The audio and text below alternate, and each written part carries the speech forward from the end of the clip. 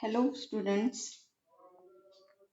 I am P.S. Chandurkar. I am going to teach the biology, and in biology there are two aspects, that is the two parts, that is the botany and zoology. I am going to teach the botany part. Now in this botany part, the first lesson we have to study, it is the living world.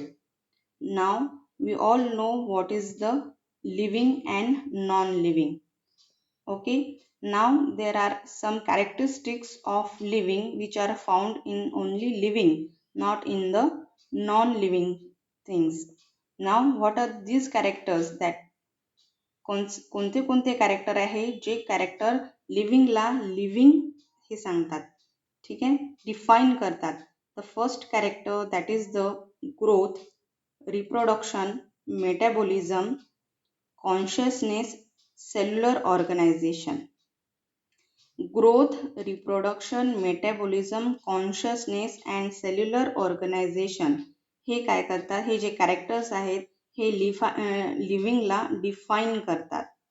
Okay, the first characters आपल्याला जो study करायचा आहे that is the growth. Now what is mean by the growth? Growth, that is the increase in size or irreversible increase in size in dry mass, it is called as a growth. Now increase म्हणजे काय झालंय, size मध्ये increase झालेला आहे किंवा जी increase झालेली size आहे ती इरिव्हर्सिबल आहे, म्हणजे ती त्याच्यात बदल होऊ शकत नाही. आणि ती साईज कशामध्ये झालेली आहे, ड्राय मास मध्ये झालेली आहे. Now this is called as an growth. The increase in size or irreversible increase in size in dry mass, it is called as an growth. Now there are two types of growth, that is the intrinsic growth and extrinsic growth. Now growth from inside म्हणजे जी आतून growth होते आहे, जसं की cellular लेवलवर growth होते. Now it is called as an intrinsic growth, and this intrinsic growth it is shown in the living जे things असतात ऑर्गॅनिझम्स मध्ये आपल्याला काय दिसते, ती जी ग्रोथ आहे ती इंट्रेन्सिक ग्रोथ दिसते, that is the growth from inside.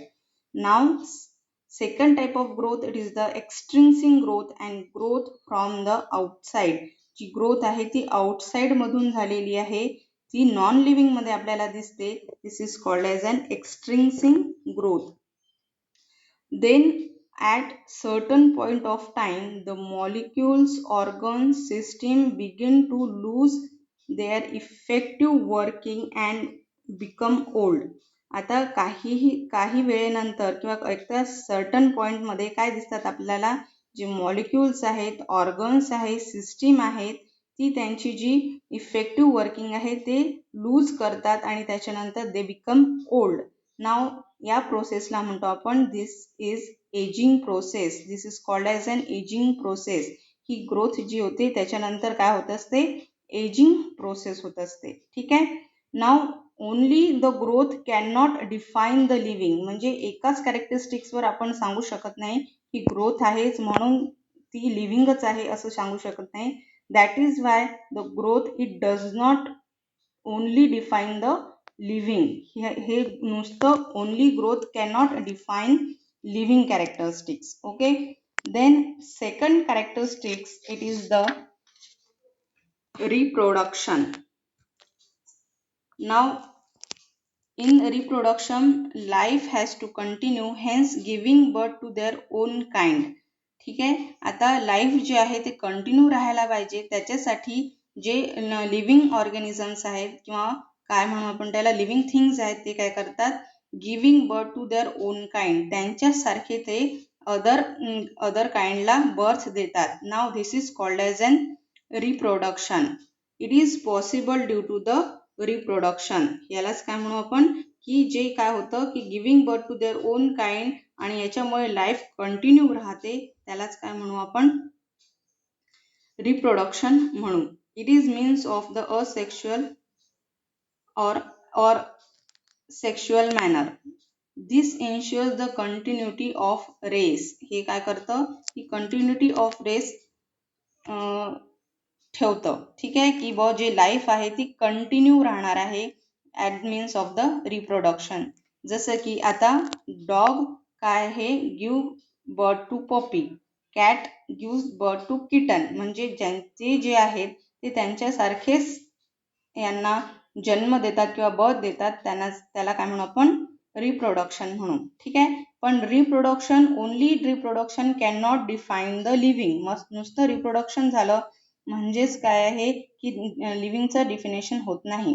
तर जसं की जे की म्यूल्स आहेत, म्यूल्स म्हणजे कोण, offspring of male donkey and female horse does not reproduce. म्हणजे काय, हे जे ऑफस्प्रिंग आहे म्यूल्स कोणाला म्हणतात, की मेल डॉंकीचा आणि फिमेल हॉर्सचा जो ऑफस्प्रिंग असतो त्याला म्यूल्स म्हणतात. हे काय असतात, हे प्रोड्यूस करत नाहीत, रिप्रोडक्शन करत नाहीत. ठीक आहे, जसं just like sterile worker in honey bees. Honey बीज जे असतात, हनी बीज मधले जे स्टराईल वर्कर असतात ते सुद्धा काय करतात, रिप्रोडक्शन करत नाही, पण ते काय आहेत, लिव्हिंग आहे, yet are living. Hence reproduction, only reproduction cannot define the living. Okay, the first character, that is the growth, only growth cannot define the living. Then second character, only reproduction cannot define the living. Then third characteristics of living, that is the metabolism. Now what is metabolism? The sum total of all the reactions occurring in body of organisms, it is called as an metabolism. Okay, की ज्या metabolism कशाला म्हणू आपण, की ज्या organisms मध्ये ज्या सगळ्या रिॲक्शन्स, केमिकल रिॲक्शन्स होत आहेत, त्या सगळ्या केमिकल रिॲक्शन्सला काय म्हटलं जातं, मेटाबॉलिझम म्हटलं जातं. ठीक आहे, the metabolism it is of two types. First metabolism is breaking of molecules. ज्या मेटाबॉलिझम मध्ये ब्रेकिंग ऑफ मॉलिक्युल्स होतं त्याला म्हणतो आपण catabolism. It is called as an catabolism. हे कॅटाबॉलिझम आपल्याला कशात दिसतं, रेस्पिरेशन ही जी प्रोसेस आहे याच्यामध्ये आपल्याला दिसतं. इथे या रेस्पिरेशन मध्ये आपल्याला काय दिसणार आहे, की मॉलिक्युल्सचं ब्रेकिंग होणार आहे. नाव it is a metabolism reaction. ठीक आहे, and it is called as a catabolism. And making of new molecules called as anabolism. म्हणजे काय, नवीन मॉलिक्युल्स जिथे तयार होतात, जसं की इन फोटोसिंथेसिस. फोटोसिंथेसिस मध्ये काय दिसतं आपल्याला, की ॲनाबॉलिझम मध्ये दिसतो, म्हणजे की इथे फोटोसिंथेसिस मध्ये काय झालेलं आहे, न्यू मॉलिक्युल्स तयार झालेले आहेत. ठीक आहे, नाव हे जे मेटाबॉलिझम आहे, now this metabolism demonstrated in cell free system, that is in laboratory. Laboratory मध्ये सुद्धा आपल्याला काय दिसतं, की हे जे मेटाबॉलिझम आहे ते झालेलं दिसतं, म्हणजे सेल फ्री सिस्टीम. अँड लेबॉरेटरीमध्ये जी मेटाबॉलिझम होतं, it is called as an in vitro. म्हणजे काय, की इन व्हिट्रो म्हणजे काय, की जे रिॲक्शन्स किंवा मेटाबॉलिझम काय झालेले आहेत, लेबॉरेटरीमध्ये झालेले आहेत, it is called as an in vitro. And reactions taken place in living body is called as an in vivo. म्हणजे लिव्हिंग बॉडीमध्ये ज्या रिॲक्शन्स किंवा metabolism, that is the anabolism, catabolism reactions होत आहेत त्याला काय म्हणू आपण, इन विवो म्हणून. ठीक आहे, म्हणून hence metabolism is defining character of the living organism. म्हणजे काय, की हे जे मेटाबॉलिझम आहे हे काय आहे, डिफायनिंग कॅरेक्टर आहे ऑर्गॅनिझम मध्ये. हा जो मेटाबॉलिझम हे जे कॅरेक्टर आहे हे आपल्याला कुठे दिसणार नाही, नॉन लिव्हिंग ऑर्गॅनिझम मध्ये दिसणार नाही, फक्त कुठे दिसणार आहे, लिव्हिंग ऑर्गॅनिझम मध्ये. ठीक आहे, hence metabolism is defining character of living organism. ठीक आहे, then fourth character of living, that is the consciousness. Now what is mean by the consciousness? Their ability to sense their environment and respond to it, it is called as an consciousness. म्हणजे काय, एखाद्या living ऑर्गॅनिझमची ability to sense, त्यांचं environment कसं आहे आणि त्याच्यानुसार त्यांनी ते रिस्पॉन्ड करणं, it is called as an consciousness. जेव्हा आपण कोणत्याही गरम वस्तूवर हात ठेवतो तेव्हा आपल्याला चटका लागतो. ठीक आहे, तर यालाच काय म्हणू आपण, कॉन्शियसनेस. म्हणजे काय, जे एन्व्हायरमेंट आहे त्याला आपण रिस्पॉन्ड केलेला आहे. नाव it is called as an consciousness. All living organism respond to their environment like temperature. म्हणजे काय, टेम्परेचरवर हे जे लिव्हिंग ऑर्गॅनिझम आहेत सगळे काय करतात, रिस्पॉन्ड करतात. म्हणून hence consciousness is defining property of living. हे कॉन्शियसनेस काय आहे, ही काय आहे, डिफायनिंग प्रॉपर्टी आहे लिव्हिंग थिंगची. जसं की एखाद्या प्राण्याच्या अंगावर जर आपण पाणी टाकलं तर ते काय करतं, लगेच रिस्पॉन्ड करतं. किंवा मग आपण थंड याला आवाजावर हात ठेवला तर आपल्याला लगेच काय होतं, आपण रिस्पॉन्स करतो. किंवा आपल्याला कोणी पिन टोचली तर आपण लगेच काय करतो, त्याला रिस्पॉन्स करतो. त्यालाच काय म्हणतो आपण, कॉन्शियसनेस म्हणतो. ठीक आहे. Their ability to sense and their environment and respond to it. All living organisms respond to their environment like temperature. Hence consciousness is a defining property of living. म्हणूनच काय म्हणू, ही जी प्रॉपर्टी आहे आपल्याला नॉन लिव्हिंग थिंग मध्ये दिसणार नाही, आपल्याला फक्त कुठे दिसेल, लिव्हिंग थिंग मध्ये दिसेल. म्हणूनच कॉन्शियसनेसला काय म्हटलेलं आहे, it is a defining property of living. Now on the basis of these characteristics, now life can be defined as a unique complex organization having a set of biochemical reactions which results in growth, development, reproductions, responsiveness, adaptation and evolution. तर ही जे characteristics आपण पाहिले, कोणते कोणते पाहिले, just first it is the growth, then second it is the reproduction, third it is the metabolism and fourth it is the consciousness. यांच्या बेसवर आपण काय करू शकतो, की लाईफला डिफाईन करू शकतो. ठीक आहे. तर लाईफ म्हणजे काय म्हणू शकतो, it is a unique complex organisation. ही काय आहे, युनिक आहे, कॉम्प्लेक्स ऑर्गनायझेशन आहे. पण काय आहे, त्याच्या सेट ऑफ बायोकेमिकल रिॲक्शन्स, याच्यात काय आहेत, बायोकेमिकल्स रिॲक्शन्स आहेत. ठीक आहे. बायोकेमिकल्स रिॲक्शन कोणाला म्हटलं आहे, की बायोकेमिकल म्हणजे काय, लिव्हिंग ऑर्गॅनिझम्स म्हणजे केमिकल रिॲक्शन होतात त्याला म्हणतो आपण बायोकेमिकल रिॲक्शन्स. ठीक आहे. तर त्यांचा रिझल्ट काय होतो आहे, की त्यांचा रिझल्ट कशामध्ये होतो आहे, कोणत्या कॅरेक्टरिस्टिक्स मध्ये होतो आहे, ग्रोथ मध्ये होतो आहे, डेव्हलपमेंट मध्ये होतो आहे, रिप्रोडक्शन मध्ये होतो आहे. त्याच्यानंतर रिस्पॉन्सिव्हनेस येत आहे त्यांच्यामध्ये, म्हणजे टेम्परेचर, प्रेशर याच्यावर जे आपण रिस्पॉन्स करतो ती रिस्पॉन्सिव्हनेस त्याच्यात येत आहे. त्याच्यानंतर ॲडॅप्टेशन होत आहे त्यांच्यामध्ये, म्हणजे जे आजूबाजूचं एन्व्हायरमेंट आहे त्याच्यानुसार ते स्वतःमध्ये जे बदल करत आहेत, जे ॲडॅप्टेशन करत आहेत त्याला म्हणू. आणि त्याच्यानंतर इव्हॉल्युशन, ॲडॅप्टेशन झाल्यानंतर त्यांचं जे इव्हॉल्युशन होत आहे त्यालाच काय म्हणू आपण, लाईफ म्हणू. ठीक आहे. तर अजून एकदा आपण पाहू की लाईफची डेफिनेशन काय आहे. Life can be defined as a unique complex organisation having a set of biochemical reactions which results in growth, development, reproduction, responsiveness, adaptation and evolution. Okay.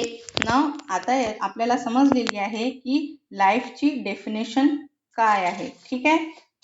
त्याच्यानंतर next topic, it is the biodiversity. Now in the biodiversity means, bio means living and diversity means variation. Now what is the definition of biodiversity? Differences and variations shown by living organisms in size, shape, nutrition, habit and habitat. Biodiversity मध्ये काय दिसतं आपल्याला, की जे differences आहेत आणि variations आहेत कोण दाखवत आहे, लिव्हिंग ऑर्गॅनिझम्स मध्ये दिसते. पण कशामध्ये दिसत आहे, त्यांच्या साईज मध्ये दिसत आहे, त्यांच्या शेपमध्ये दिसत आहे, त्यांच्या न्यूट्रिशन्समध्ये दिसत आहे, हॅबिट आणि हॅबिटॅटमध्ये दिसत आहे. साईज म्हणजे प्रत्येक जे ऑर्गॅनिझम आहे ते काय आहे, वेगवेगळ्या साईजचं आहे. त्याच्यानंतर प्रत्येक लिव्हिंग ऑर्गॅनिझम काय आहे, वेगवेगळ्या शेपचं आहे. त्यांचं जे न्यूट्रिशन आहे ते सुद्धा वेगवेगळं न्यूट्रिशन आहे. त्याच्यानंतर हॅबिट सुद्धा, म्हणजे जसं की प्लांट्समध्ये आपण पाहतो हर्बॅशियस आहे, ॲन्युअल्स आहेत, हे काय आहेत, वेगवेगळे हॅबिट आहे त्यांची. त्याच्यानंतर हॅबिटॅट आहेत, म्हणजे वेगवेगळ्या ज्या एन्व्हायरमेंटमध्ये ते ॲनिमल्स किंवा लिव्हिंग ऑर्गॅनिझम्स राहतात त्याला म्हणतो आपण हॅबिटॅट. तर हे जे डिफरन्स आणि व्हेरिएशन्स कोण दाखवत आहे आपल्याला, तर लिव्हिंग ऑर्गॅनिझम्स दाखवतात. कशामध्ये, साईज, शेप, न्यूट्रिशन्स आणि हॅबिट आणि हॅबिटॅटमध्ये दाखवतात. त्याला काय म्हणू आपण, बायोडायव्हर्सिटी. ठीक आहे. तर नाव फर्स्ट जो लेसन आहे आपला that is the living world. Now in this living world आता या लिव्हिंग वर्ल्डमध्ये एवढंच आपल्याला दिलेले आहे that is the characteristics of living organisms. त्याच्यानंतर जे आता न्यू याच्यानुसार आलेलं आहे की नॉन इव्हॉल्युशन आलेलं आहे, जसं की हर्बेरियम नाही आहे. त्याच्यानंतर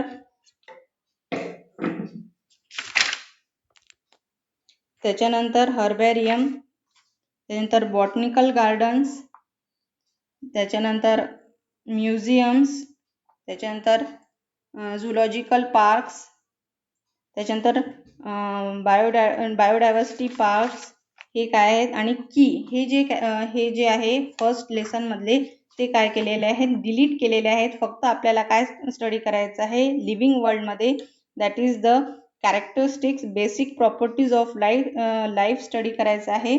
त्याच्यानंतर हे जे प्रॉपर्टीज आहेत या स्टडी केल्या आपण, आणि त्याच्यानंतर आपण त्याची काय पाहिली, डेफिनेशन पाहिली. ठीक आहे. Now this is the first lesson that is the living world. ठीक आहे. इथे फर्स्ट लेसन आपला कंप्लीट झालेला आहे. ओके.